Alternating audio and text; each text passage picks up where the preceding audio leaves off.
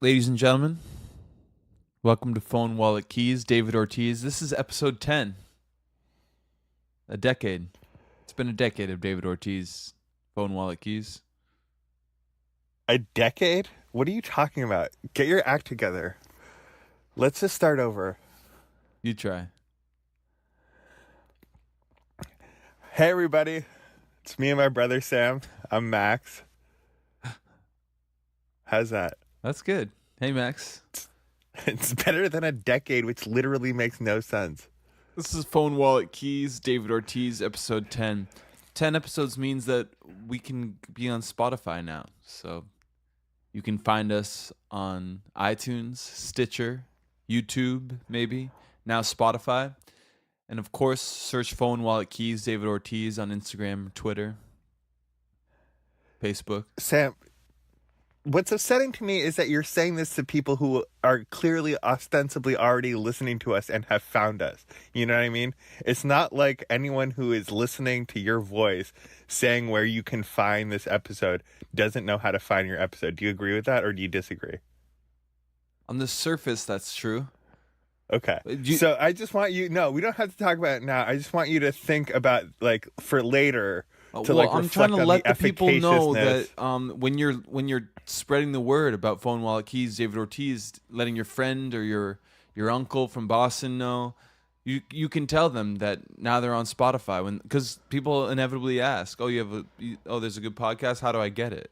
The answer is yeah, totally. I know a lot of uncles I know definitely are like, oh yeah, I would love to listen to that podcast, but is it on Spotify? That sounds perfectly. No, you're right. I rescind my criticism, but that does bring me to a new criticism. Okay, let's hear it. This is a new segment where we start off the podcast with Max's criticism of the podcast. It's not of the podcast, it's of your Twitter behavior. Okay, I'm all ears. I think you're being like a little too indulgent with fascist, racist New England sports fans. You're upset that I followed. I thought it was an interesting entry point to follow some Patriots fans that are also like Trump supporters. But like how we interact with them is very important to me. So what do you think is the best strategy? And also, how would you categorize my strategy thus far?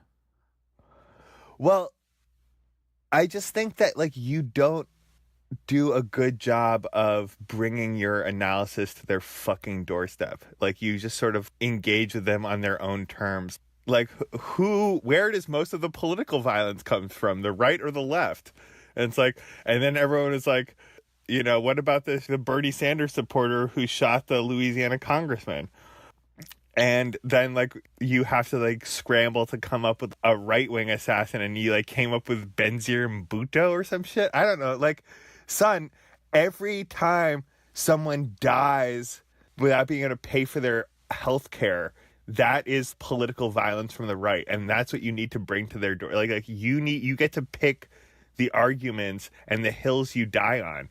And if you're able to pick ones that they can sort of relate to, you can actually reach them. I think is this Max Geller I'm talking to, who's advocating actually reaching them and trying to relate to them. This is not your strategy of politics. Just so everyone's clear, that's Max talking, not Sam. You want me to try and reach them and healthcare, everyone knows someone who's sick and it just doesn't sound like you. I think you're right. For the record, I think is smart way to engage with people. It just doesn't sound like you. Look, everyone take a breath. Everyone in Boston hates our sort of like, what would they say? What would like the right wing say? Like our effete liberal Red Sox owners? I don't think that's what the right wing would say. They would call them. What did Chris Schilling call them? Men in quotation marks. Right. So I think like there is like a genuinely like palpable populist rage against the billionaire owners of sports teams. right? And if you were to sort of engage them on how fucked up it is that, like, instead of Mookie Betts and Alex Cora getting the trophy, right, like we talked about last episode, it's John Henry getting it first. And like you say, you know how like when you're at work and you work really hard and your boss gets all the credit, how does that feel? Doesn't that feel wrong and unfair? Max, they would respond by saying, wow, commie, who are you going to line up on the execution block next? Like, and then you would tell them. Tell them who? Cross me up! Don't snap, don't breathe, just leave me up this skin. And baby begin.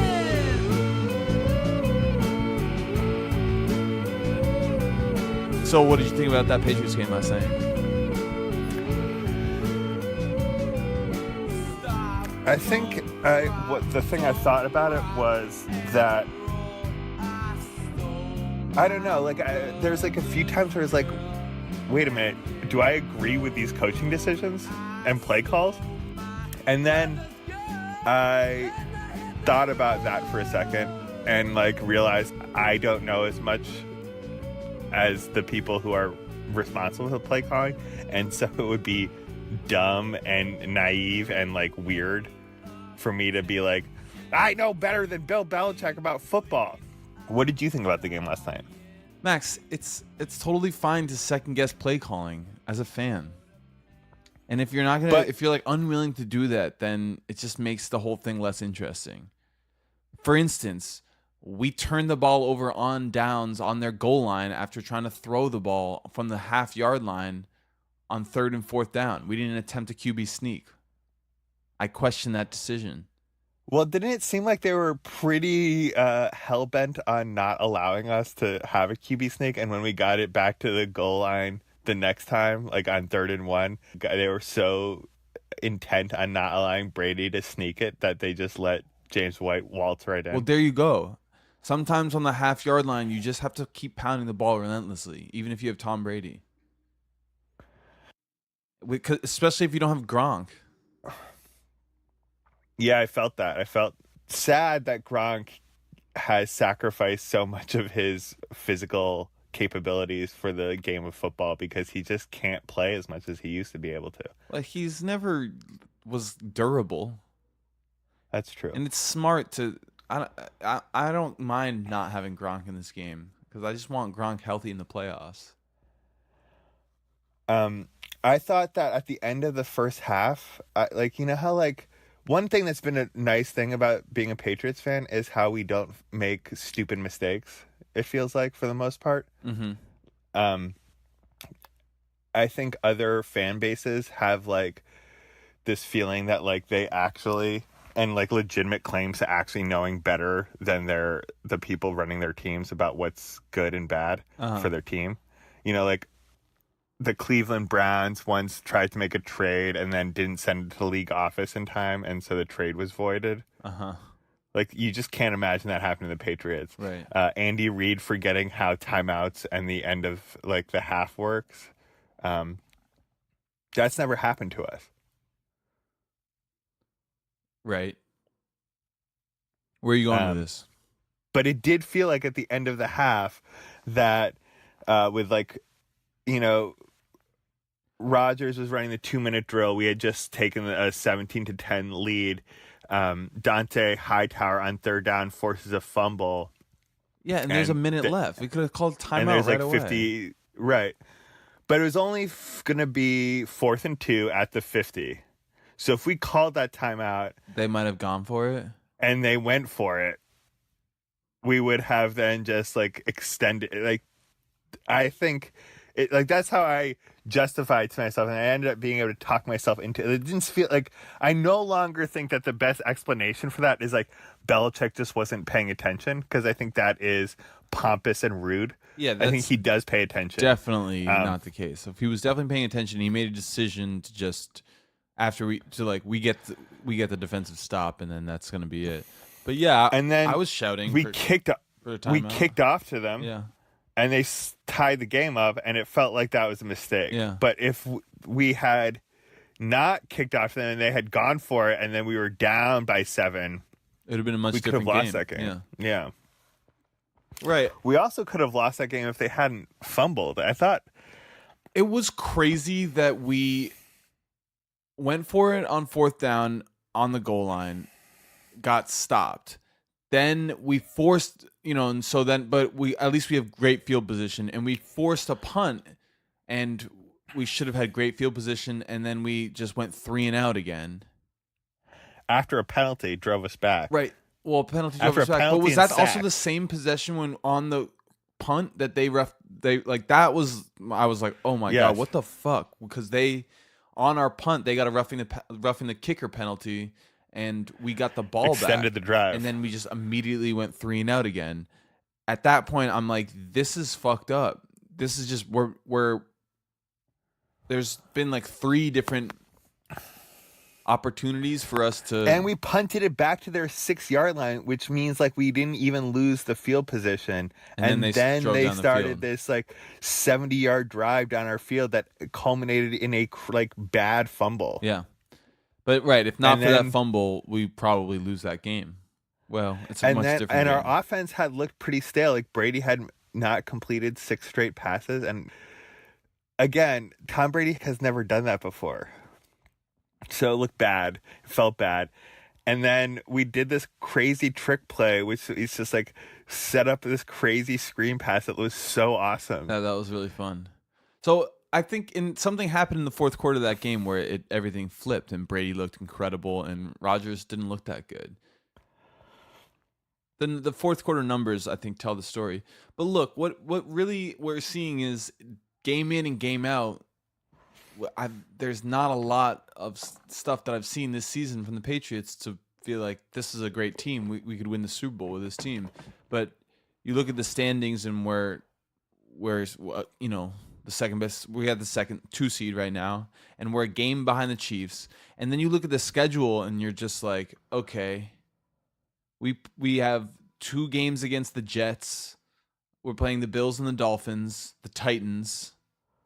So the only games that we could potentially lose are, I guess, the Vikings and the Steelers. And the Chiefs' schedule, on the other hand, they're playing the Rams on Monday night. They're playing Not this week though. No, but I'm just saying they're the games that they have that they could lose. They're playing the Rams Monday night. They're playing the Ravens. They're playing in Seattle's not a great team, but I think that's a hard place to play. They're playing the Chargers. Ravens suck too. The Ravens, yeah, but at least They're a sub 500 team. yeah, they'll probably win that game. I'm just saying they could lose that Rams game, and then if we, No, we're rooting for the Rams to beat them, and then I think we have to win out. I don't think the Chiefs are going to lose too much more. but if they lose to the Rams and we win out, we're the 1 seed. We could be in the driver's seat in 2 weeks, Yes. and I mean, that's what it's like to be a Patriots fan now. Bill Belichick knows he's just like the only thing that matters in the regular season, literally the only thing that matters in the regular season is seeding for the playoffs. And that's when the real season begins. This has basically just all been one extended preseason. I thought Josh Gordon looked great. I think, it's like another week of vindication for you and me being like, this is going to be awesome.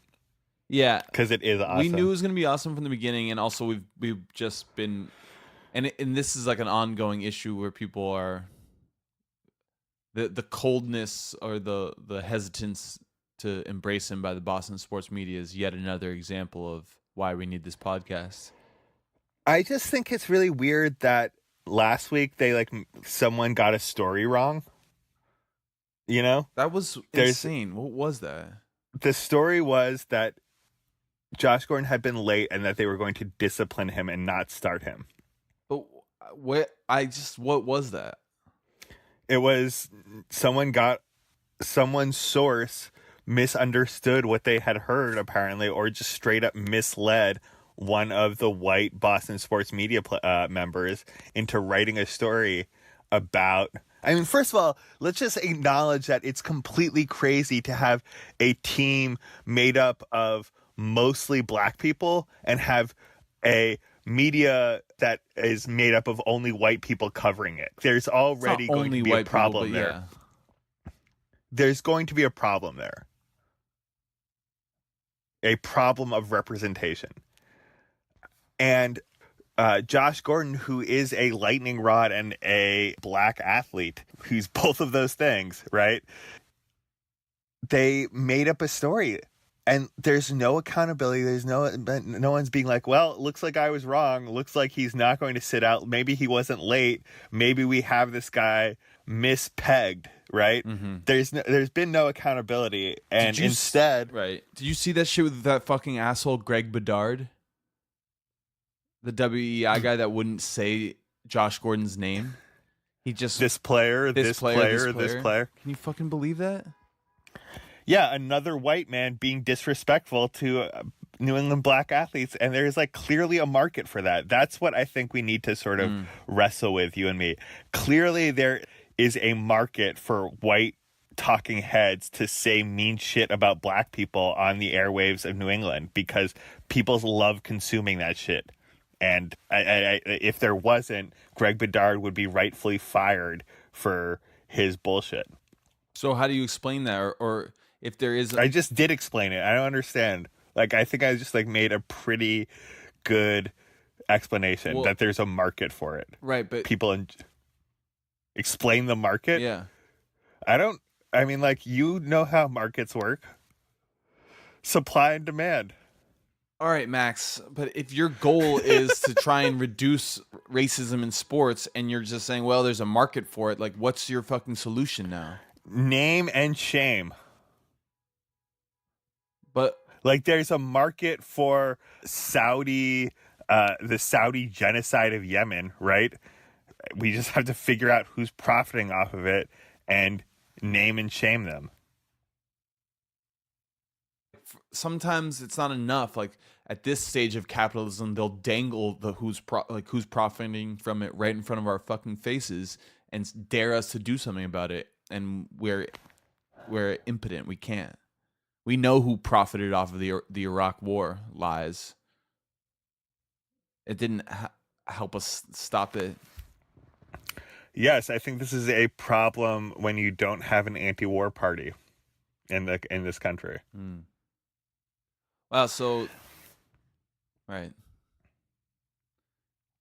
And in Boston, we need an anti-racist sports movement. We need to create that market. I think there's a market for that too. I just don't think that they're vocal enough, or that they just like. I think actually sports radio is fun. I think it's fun to call up blowhards and argue your own blowhard opinion. Like, that's like an enjoyable thing for people to do.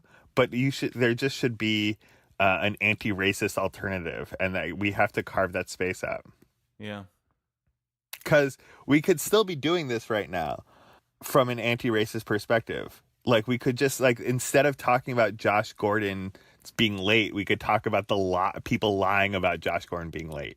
You know, like there's like a lot of different reasons people could have that opinion. We could just argue about that. But I think, I don't know. I really like Josh Gordon, and I really like that other people hate him. He dislocated 2 fingers last night in 2 different times. I don't know if that's true. I think his tape ripped.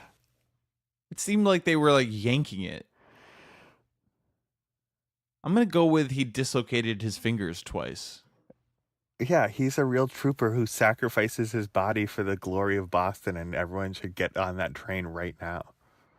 Yeah, it's great. Josh Gordon is probably my favorite receiver this year, right? Yeah, I mean, Julian Edelman wearing a fucking Israeli hat after the game, it certainly takes him down a few notches in my mind. It was an Israeli hat. It was his Israeli hat from the World Baseball Classic, which again is already such bullshit, right? If you're Jewish, you can play for the Israeli World Baseball Club team, which is already not how that works. And So stupid. it's countries playing each other, not religions playing each other.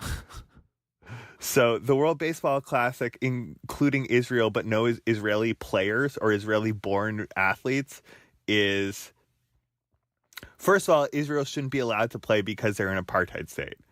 Second of all, they're not fielding a team of their own countrymen. They're just fielding people who are the ethno-nationalist religion of the country. That's crazy. And Julian Edelman put on their baseball hat to show solidarity with the fucking victims of white ethno-nationalist terror in Pittsburgh. So let's just get this straight, right? Let's zoom out a little bit. Julian Edelman, in an attempt to show solidarity with the victims of white ethno-nationalist terror, puts on the hat of a white ethno-nationalist terrorist state and is trying to show solidarity to the victims? Right, because That's what's happening is there's nothing about Judaism that's like, Judaism is not a white ethno-nationalist religion. Israel is a white ethno-nationalist country. Project, yeah. And that's what like Richard Spencer and all of American neo-Nazis want right now. They want a white ethno-nationalist state that enacts apartheid and is only for the benefit of white people in this country, which is exactly what Israel has done. That's right, yeah. And Israel is the only place that's going to keep you safe. And that's the real lie, right? They're like, the only thing that's going to keep we as leftists and we as like and minorities safe is a broad-based anti-racist movement. And broad-based anti-racist movements scare the shit out of white ethno-nationalists. And that's literally the thing that the shooter said he was worried about and why he went to go kill the Jews, because the Jews were bringing in other minority groups. There was like a broad-based coalition to fuck up whiteness. Right. And like, that's what we actually need. If that actually existed, it would be great. But yeah, I would say that Julian Edelman is no longer my favorite receiver because he keeps going to Israel and he keeps conflating Judaism with Zionism, which is a really dangerous and anti-Semitic, frankly, perspective. And he is a dumb jock like all these football players and baseball players are. Let's not forget that we shouldn't ever, whether it's Kurt Schilling, Tom Brady having a MAGA hat in his locker, which, you know, as the fucking days progress, looks just worse and worse, huh? Oh, but come on, that wasn't Brady. Brady didn't. Someone put that there. Yeah, of course. But like, I'm just saying, if you are getting political perspective help from pro athletes, you're barking. You've already fucked That's up. not necessarily true. I mean, we've talked at length about Jaylen Brown, about Muhammad Ali, Bill Russell.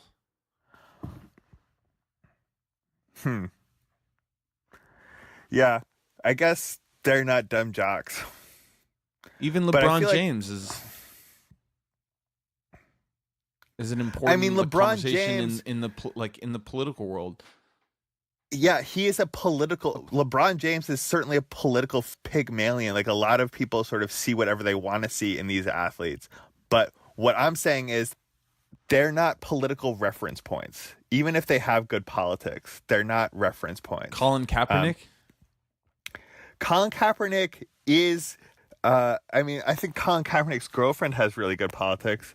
I think, What? again, right, like the Nike thing with Colin Kaepernick, or like Colin Kaepernick's like, this is not about the troops, this is not about the flag, or the national anthem I'm protesting, like, and also just like, I don't know, I don't want to get too far ahead of myself here, but I would like to talk about the sideline garb of the Patriots last night and the other team and the Packers. They were all wearing army shit. Well, I do definitely want to talk about that. I want to give you an opportunity to figure out what you were trying to say about. What do you mean, Sam? I already said it. There are better places to get political perspective than pro athletes. Yeah, of course, but they have a political role to play as arbiters of cool, as big influential Right, which is people in why society. it makes Julian Edelman so pernicious and dangerous that he is, as an arbiter of cool in Boston, unable to differentiate between Judaism and Zionism. Agreed. And I think that is like, should we he try has, and explain this to him? I mean, I feel like it's important. Yeah. So let's Maybe reach I'll out. write let's write a letter to to Julian Edelman, care of the Patriots. Or you can just use the internet too. I suppose you're right. Wait, so what were you saying about sideline garb? Oh, did you not notice last night that both teams were wearing basically army uniforms or army sweatpants on the sidelines? What was that about? There's like they were supporting the troops. The conflation of football and the troops, like with the flyovers and big flags. And the fact that the Pentagon has paid like the NFL millions of dollars over the years to do this. Like, it's actually a project of the Pentagon to drum up support for military projects. Like, they invest in sports to manufacture U.S. citizens' consent for their activities. That's what it feels like. Yeah. And football is already this arena where violence is sublimated, and we get to kind of see, like, it is like a metaphor for war already, like the chess match of the two generals, the stealing, the invading territory, right? And then also just the explosion of might versus might, like the people in the trenches, the linemen just concussing each other, and yeah, it gets to be a bit much, huh? I think that this is really bad. I think whether it's Yemen or Iraq, I think the pro-war forces in this country haven't been challenged for real in decades, maybe ever. And I think sports is a place where this is at its most stark, right? There's never sort of like, no one ever gets to like go on the field and wave to the crowd for being an anti-war activist, right? But all of these, every day a soldier gets to like the national anthem, everything. It's so jingoistic and bad. It's really bad. Donald Trump is a commander-in-chief, and no one seems to sort of register that there's an ethno-nationalist at the helm of our commanding our armies, and maybe might be a good idea to sort of tamp down support of our armies right now when its commander is a pig rapist, racist psychopath. Maybe. Agreed. I also think that this is what the hardest part about liking Bill Belichick is. Him being a Navy guy and loving the troops so much and having so much respect for the U.S. Navy, because I don't have a lot of respect for the U.S. Navy. Do you? No, I don't. I don't think it's a good idea to sort of respect our Navy. His dad was a scout for the Navy football team, and he grew up in Annapolis. But he also knows enough, right, to understand the role the Navy plays in the U.S. imperial project, like the way we move our troops to other countries before we invade them and take their stuff is with the Navy, right? So there might be some room for nuance for a guy who is so good at seeing the nuances of other things like screen passes and halfback draws. True. I don't know. Well, how about this? In lieu of a crime against humanity for the NFL owners of a week, should we talk about the Green Bay Packers and what that model is? Oh, that's interesting. I think that's really aspirational. I think we should do that to every sports owner. So do I have this right? So that the town of Green Bay, Wisconsin owns the football team and owns the stadium? They don't have owners? Is that right? It's a publicly held company. And the majority of this team is owned by just people who live in Wisconsin. It's amazing. It's great. So who gets the champion? Who gets when Green Bay won the Their CEO, I Super guess. Bowl? Oh, they still have like a Yeah. And that's fine. Like top-down management is fine. There's yes. It's not as good. it's not ideal, but it's an okay Mic check. intermediary. But yeah, I mean, like I would still want the city of Boston or the Commonwealths of New England to hire Bill Belichick to be our football guy. Right. You know what I mean? And I would, as long as we socialize the profits, I don't have a problem with paying ticket prices or taxes, sending my tax dollars towards fielding a good team, right? But, If you the profits aren't nationalize- socialized in Green Bay. Yeah, I mean, the stockholders own them. Every time they make money, they get dividends. The people of Green Bay get paid money? Yeah, the ones who have stock in the company. Huh. So if the city owned it, nationalize all the teams and socialize their profits. I think this is a great model. I think what Green Bay has done, and this is dirty old Wisconsin when the unions were still allowed to exist before right to work and Paul, what's his name? Scott Walker came to Wisconsin. Right. This is like a vestige of a bygone era when the unions were strong, and that's what we need again: strong unions and public ownership. Yeah. True. I mean, because the public is already investing so much in these sports teams already, but the and profits aren't ever socialized, right? And it's the same thing with like how the CEOs of Uber get to make all the profit from the GPS technology that the public financed, or ditto for like the internet was financed by the public sector also, and yet Facebook and Google are allowed to make exorbitant profits off of it. Anytime I don't see Uber contributing to roads maintenance. The only people I see contributing to road maintenance are taxpayers. Also, right, exactly. And Uber should literally have to pay to use the GPS technology that the public funded. Yes, they should have to pay you and me that. That's right. And our football owners should have to pay us money to use the stadium that we funded. You're making a lot of sense over here, brother. All right, which is nice. It's a nice departure from your usual. Please. Okay. Give me a break. Also, last week when you made fun of my fat fingers, that was the most well-written. Like, I got more texts and emails about that than I did about any of like our sage analysis about sports. Like, people are really actually just here to hear you roast me for having dumb fingers. Is that true? Then what have we been doing, wasting all this time talking about sports and politics? I'm just saying, like, maybe most of our listeners are here for like the witty fraternal banter and not at all here for the sports, and like that we're just making it really hard on them by insisting that each week we talk about the Celtics, which we need to talk about because let's talk about the Celtics. Wait, I want to also just. Moving forward, thank you all for listening to us. If you're in it for the fraternal banter and you don't care about the sports, you've made an enormous sacrifice, and we really appreciate it.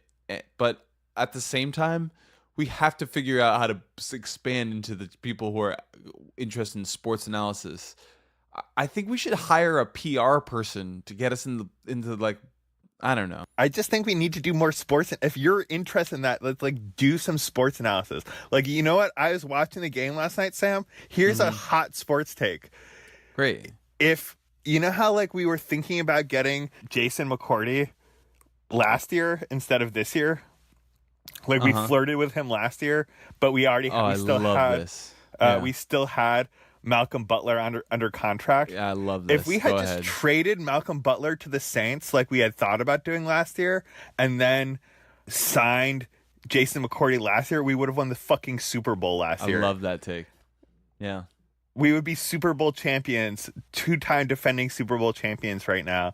And we would be that much closer to full-on revolution because people would be so mad about that. But instead, we stuck with Malcolm Butler, who is on the Titans, who are playing next week, who's going to be going up against Josh Gordon.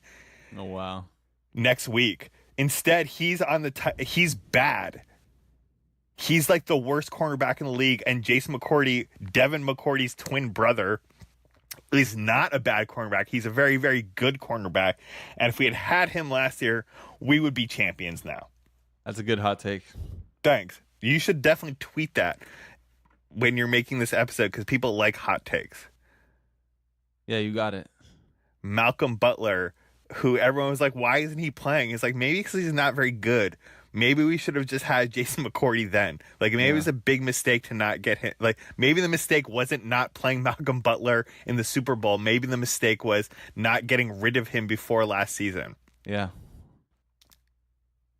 Well, let's talk about the Celtics. Because have you been, like, watching a lot of basketball? Or have you been really busy lately? I've been kind of busy. I've been checking it out when I can, and I'm following really closely. Are you, like, reading blogs? Yeah. Is there anyone you agree with? Are there any blogs that I agree with? Yeah. No. So everyone's got it wrong but you. Yeah. Cool. You should definitely start an organization. That's how everyone's wrong but me is a really good way to get an organization rolling. Well, thanks for your support. Yeah. Maybe you should start a blog and get it right. So my analysis of the Celtics, I would like to bounce this off you because I've been watching the games. I watched the heartbreaker this weekend when we lost to the Pacers in a very winnable game by 1 point. Mm-hmm. That was so frustrating. I don't think we're really trying to win all of our games right now. We're still trying to ease everyone back, and people are still trying to figure out what their roles are when there are...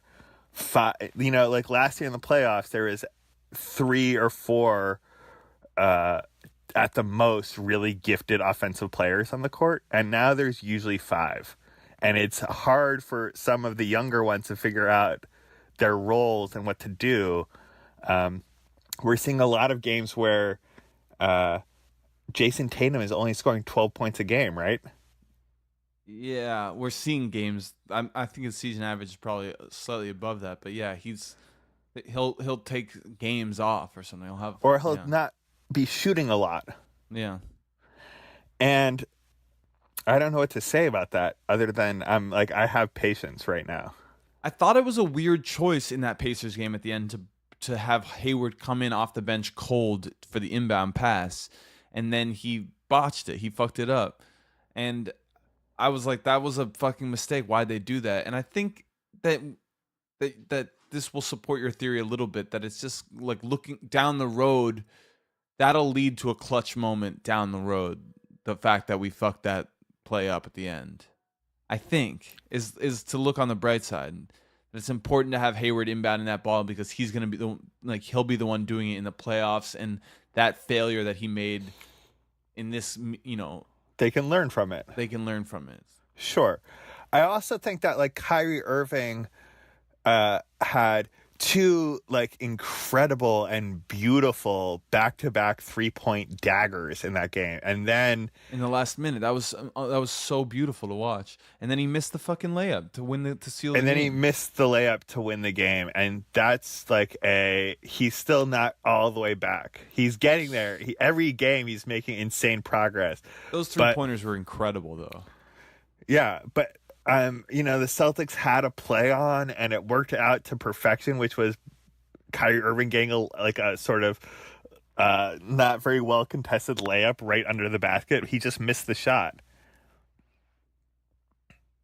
Yeah. And then Oladipo hit a big shot, which we knew he was going to do. I guess. I mean, Kyrie also didn't should have played deep on that. Yeah, shot I mean, too. I thought it was really interesting how when Stevens had his druthers, he was taking Kyrie out and putting Marcus Smart in. Of course. At the end of the game. But then when you miss that shot, there's no timeout to be called, so Kyrie has to play defense, and he didn't do a good job. Yeah. And Kyrie, to his credit, after that game, said, "This one's on me. This loss was on me." I mean, I guess that's to his credit. Yeah, that's Yeah. to his credit. I mean, we all know what we saw. Yeah. I think that I loved going back a game. I love that Semi Ojeleye is now officially a Giannis killer. He looked good. That's gonna be Semi's role. Is like Semi is gonna be able to have big games against the Giannis's and the Ben Simmons of the world, and it's good to have a player like that on our team. It's also just cool because it's like towards the end of that game, we got back into our playoff defense against him, which was just like forcing him to drive through 5 people or 4 people. Mm-hmm. And we like shot a lot of threes that game, which was exciting. I feel like, there's going to be many games where it comes down to can we shoot and hit the open 3 that the other team's giving us. Yeah, I mean, so in the beginning of the season, we were taking a lot of long 2s, which is a statistically bad gambit to make. And now I just feel like we're launching 3s we're going to live and die by the 3s, which is a better, it's a better way to live and die than with long 2s. But it still feels like we should be, I want to see like Tatum driving more. And what are we going to do about Jaylen Brown? He'll be back. He had didn't he have a 20-point game this week? Yeah. Didn't he lead all scorers? In the Detroit game. Yeah. Yeah. I don't know. It feels very crowded right now watching when our starting 5 is on the court. It feels very crowded to me. Yeah, it's not like our spacing doesn't seem great. We're not making the right passes. And like people are being sometimes too unselfish instead of like ball dominant. I was expecting more dominance at this point, but I think we'll get there. I'm not dissatisfied. And what about, it is concerning that the Bucks and Raptors are world beaters and we're several games out of first place. I mean, I just think that if we go on a long tear, everything will be fine. We'll be able to get our seeding up. Yeah, and I'm concerned. Looking ahead to the playoffs, it's not going to be a great thing if we're playing on the road from the second, third, and fourth rounds of the playoffs. So we need to. First of all, we should probably. I don't want to look ahead to the playoffs yet. We're not even a quarter of the way through the season. But you're right, and I think as long as we're gelling, if we're the 3 seed and we're gelling, we'll take. We can still win without home court advantage for the 4 seed. I think what really matters is that we're playing our best basketball come playoff time, and I think that Stevens is basically doing everything in service of that. I'm like Rozier doesn't look like as good as we thought he was going to be. Oh, he's getting a reduced. They're still playing with his minutes, right? It seems like Kyrie actually needs a little bit more time to be good than so they're trying to teach him. It seems to me they're trying to teach him how to play 17 to 20 minutes a game and be completely dominant. Right, and that is his role. That in an ideal world, but what the problem is that he's just like, okay, I'm only getting 18 minutes a game. I'm just gonna jack this up. He's not it's not. Jacking it up all the time is not it's not the same as dominance. Right. And I also think this is unfortunate. It's unfortunate to me that Robert Williams went down to the G League because he came back up though. He did. Did he play in the Indiana game? No, but he's on the team. He's going both ways. I just want to see a bit again to the point of everything that's happening now being in service to hitting our stride in the playoffs. I see a role for Robert Williams, but he's gonna have to start playing some minutes. I guess there's an adjustment period, although not really. There wasn't. Tatum has just set expectations for what is possible for a rookie. He kind of fucked maybe me too up with high. that. Yeah. Yeah. Because I think with Jaylen Brown's rookie season was maybe a better. Like I think he kind of. It was hard for him to get playing time at first, and then he ended up playing some meaningful minutes at the stretch, all setting up an impactful year 2. I mean, I really like the way Jaylen Brown can. I think Jaylen Brown knows his skill set better than most young players in this league. I think he finds himself shooting long range a lot, which he's okay, but like he can really get to the basket like no other, and he's figuring that out more and more. And even though he doesn't go on as many drives as I'd like to see, like the way he sees himself on the court this year seems like I'm very happy with. He uses his body to get inside positioning and takes it to the hole, and he's good around the rim. You're talking about Tatum, not Brown. No, I'm talking about Jaylen Brown. Oh, I don't know. I haven't seen that. Well, you already admitted to not being able to watch many games, which is fine. It's fine. Yeah, I'm just trying to put myself in position so that when the playoffs come around, that I'm fully gelling with the season and watching every game. Brother, I gotta cut this a little short, I'm afraid. Yeah, that's fine. I'm perfectly comfortable with that. And I think we're good for another episode next week, and then we do an episode. We'll have to figure out what happens in London. Yeah. You don't think we're gonna record together in London and watch the football game? I guess you're right. Yeah. Okay. That'll cool. be fun. My brother and I are going to London. Everybody, Sam is playing Sam is opening up for a famous rock band about whom I know nothing, but I know that they're famous in London. So I get to go. I'm really excited. I am too. It's gonna be really fun. We haven't seen each other in a while. We haven't seen each other in a while. We haven't been in London together in probably 25 years. Look, it hasn't been 25 years. First of all, it's been 17, and I don't want to. No, 19 years, and I don't want to talk about it. I think I was I wouldn't want to talk about it either if I was you. Yeah, great. But suffice to say, we should have known. That was the first family vacation that we ever took together. I actually think I was 6 or 7 years old. And looking back, we should have known. I think that we could have realized that maybe we should just maybe family vacations would be a thing for other people, but we could have. Yeah. There are some nice things that the Geller family can't have, and I think family expectations after that vacation instead of just like mom and dad thinking that it was like a really good idea to take us to like an English-speaking country for our vacation so that everyone could engage and indulge was misplaced. Did you run away on that trip? No, you did.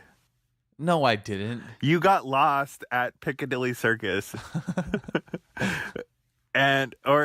I do remember being in a really bad mood when we went to see the Crown Jewels, and you go on the escalator, and I just stupid.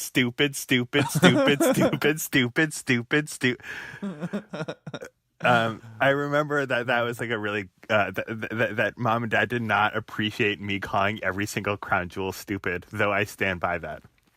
Yeah, you were probably right about that, but I think you were wrong about some other things. I think we're going to be able to do London much better than that ill-fated family trip, which, if you guys send us text messages, I'll be glad to tell you about the other times Sam has gotten lost as a young child on vacation and had to be walked away with another family thinking it was us, and then realizing several blocks away. No, I knew exactly what I was doing. I was trying to get out.